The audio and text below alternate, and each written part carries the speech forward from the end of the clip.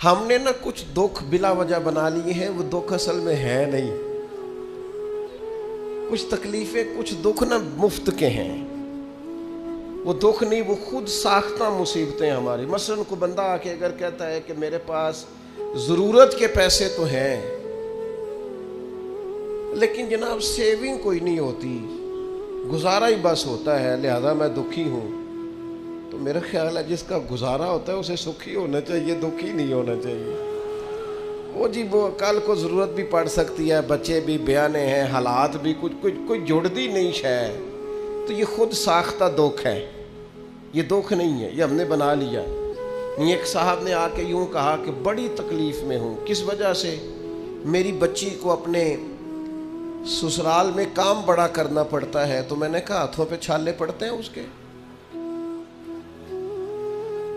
کہا نہیں. تو میں نے کہا پھر کوئی دکھ والی بات نہیں، مدینے والے محبوب کی مقدس شہزادی کے ہاتھوں میں تو چھالے پڑ جاتے تھے. یہ تو خود ساختہ دکھ ہے بھائی، یہ تو بنایا ہوا ہے. یہ کوئی دکھ ہے کہ اپنے گھر میں کام کرتی ہے؟ بلا وجہ کے دکھ، بلا وجہ کی آزمائشیں. یعنی کچھ لوگ آگے کہتے ہیں میرے رشتہ دار بڑے برے ہیں تو میں بڑا دکھی ہوں.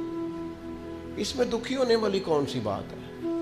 نبی پاک علیہ السلام نے فرمایا کمزور باتیں نہ کرنا کہ کوئی میرے ساتھ نیکی کرے گا تو میں کروں گا. فرمایا جو تم سے توڑے تم اس سے جوڑو. رشتہ دار اگر آپ سے اچھا سلوک نہیں کرتے تو یہ دکھ والی بات نہیں. دکھ والی بات یہ ہے اگر آپ اچھا سلوک نہیں کرتے تو پھر دکھی ہونا چاہیے، پھر تکلیف میں آنا چاہیے. اگر آپ کا رویہ ترش ہے، تلخ ہے، آپ کے مزاج میں گھٹن ہے، آپ کے لفظ بوجھ تلے جبے ہوئے، خود ساختہ دکھ نہیں. او جی میں غریب بڑا ہوں، یہ دکھ ہے؟ غربت اور تھوڑا کھانا اور تھوڑی جائیدادیں یہ تو نبی پاک کی پسند ہے. حضور نے تو اللہ سے مانگ کے لیا ہے کہ یا اللہ ایک وقت روٹی دینا، ایک وقت کا فاقہ دینا. اور حضور فرماتے ہیں اللہ میرا دل کرتا ہے جب تو مجھے پیٹ بھر کے کھانا عطا کرے تو شکر کروں، اور جب نہ ہو تو تیری بارگاہ میں عرض کروں. تو یہ تو نعمت تھی، پیسے کم اور حساب بھی کم، تو اس کو دکھ بنا لیا ہے. خود ساختہ چیزیں اور بلا وجہ کی چیزیں اور حالات بڑے سخت اور بڑے گھمبیر. بعض لوگ ایسے ہیں جو تبلیغ کے نام پر دکھی ہوتے ہیں، کہتے ہیں جی میں بڑا کہتا ہوں، لوگ نیک ہی نہیں ہوتے. میں بڑی کوشش کرتا ہوں، لوگ بات ہی نہیں سنتے. میں اتنا نیک ہوں، پرہیزگار ہوں، محنتی ہوں اور خلوص کے ساتھ دعوت خیر دیتا ہوں، لہذا بڑا دکھی ہوں، لوگ میری بات ہی نہیں سنتے. تو میں نے کہا اب نہ تکلیف میں آئے. لوگوں نے تو نبیوں کی بھی نہیں سنی، انہوں نے تو یہ نہیں کہا. انہوں نے تو کہا وما علینا الا البلاغ المبین. بھئی ہمارے ذمے کھول کر بیان کرنا ہے. ہدایت تو اللہ نے اپنے دستے قدرت میں رکھی ہوئی.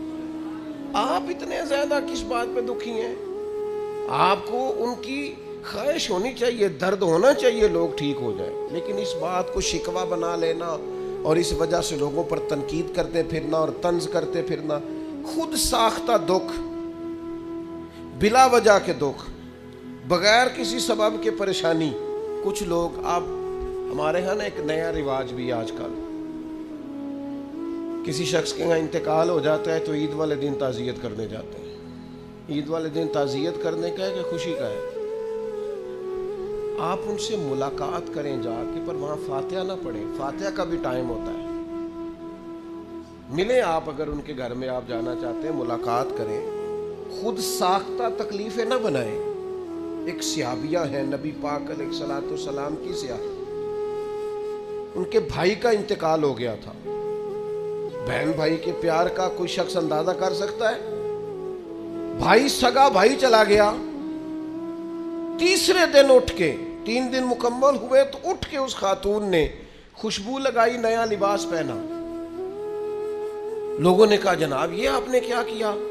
فرمانے لگی مجھے کوئی ضرورت نہیں تھی، مجھے کہیں جانا نہیں تھا، گویا کوئی تقریب نہیں تھی کہ میں نیا لباس پہنتی یا خوشبو لگاتی، لیکن چونکہ حضور نے فرمایا ہے تعزیت صرف 3 دن ہے، لہٰذا اپنے محبوب کی شریعت کا نکھرا ہوا چہرہ لوگوں کے سامنے پیش کرنے کے لیے میں نے 3 دن سے زیادہ سوگ کرنے سے انکار کر دیا. یہاں تو میرے بھائی لوگ تانا زنی کرتے، او کل بھائی انہاں دا باپ گیا تے نہ دکانہ کھول بھی لئیاں نے. 4 دن تو کیا آپ مذاق کر رہے ہیں دین کے ساتھ. خود ساختہ دکھ نہ بنائیں, خود ساختہ آزمائشیں نہ بنائیں, خوش رہنا سیکھیں.